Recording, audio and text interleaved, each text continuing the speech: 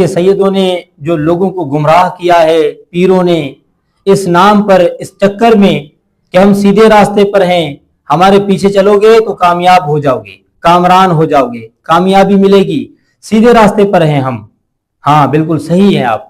ہاں اگر وہ سید جو اپنے آپ کو سجدے نہ کرواتا ہو، اس کے سامنے لوگ نہ جھکتے ہوں، وہ اللہ کے علاوہ کسی اور سے اپنی بیٹیاں، بیٹے، اپنی مرادیں نہ مانگتا ہو، وہ ولیوں کے سامنے اپنی دعائیں نہ مانگتا ہو، قبر والے مجھے بیٹا عطا فرما یا مجھے بیٹی عطا فرما۔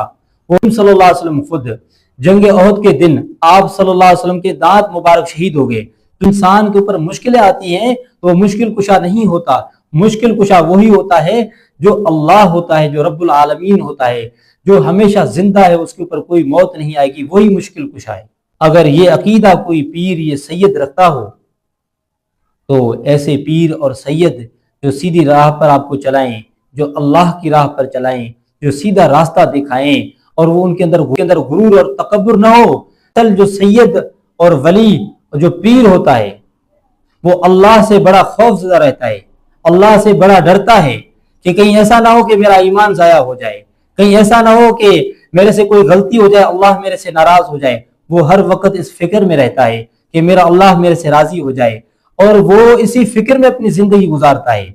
اور جو نام نہاد پیر اور سید ہوتے ہیں ان کو فکر نہیں ہوتی ہے، کسی چیز کی ان کو فکر نہیں ہوتی ہے۔ وہ جو کام کرواتے ہیں، لوگوں کو سجدہ کرواتے ہیں اپنے سامنے، لوگ ان کے سامنے جھکتے ہیں، ان کو روکتے نہیں ہیں، اور ان کے آباء اجداد کی جو قبریں ہوتی ہیں ان کے سامنے جا کر سجدہ کرتے ہیں، قبروں پر منتیں مانگتے ہیں، وہ ان کو روکتے نہیں ہیں، کیونکہ ان کا یہ دعویٰ ہے کہ ایمان ہم سے جا نہیں سکتا، ایمان ہماری میراث ہے، ہم سے جا نہیں سکتا، ہم کچھ بھی کریں اور جو بھی کام کریں لیکن ایمان ہم سے جدا ہو ہی نہیں سکتا، کیونکہ ہم سید ہیں، ہم پیر ہیں، ہم ولی ہیں، ہم کامل ہیں۔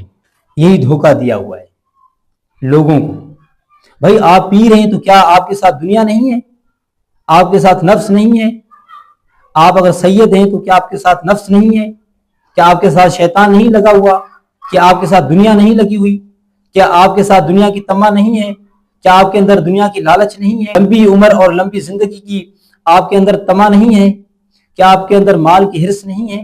اگر جو نہیں روکتا وہ اس پر خوش ہوتا ہے، اسی کے اندر دنیا کی تمنا ہے، وہی دنیا کا پجاری ہے، وہی دنیا کے پیچھے پڑا ہوا ہے، اسی کو دنیا کی ضرورت ہے۔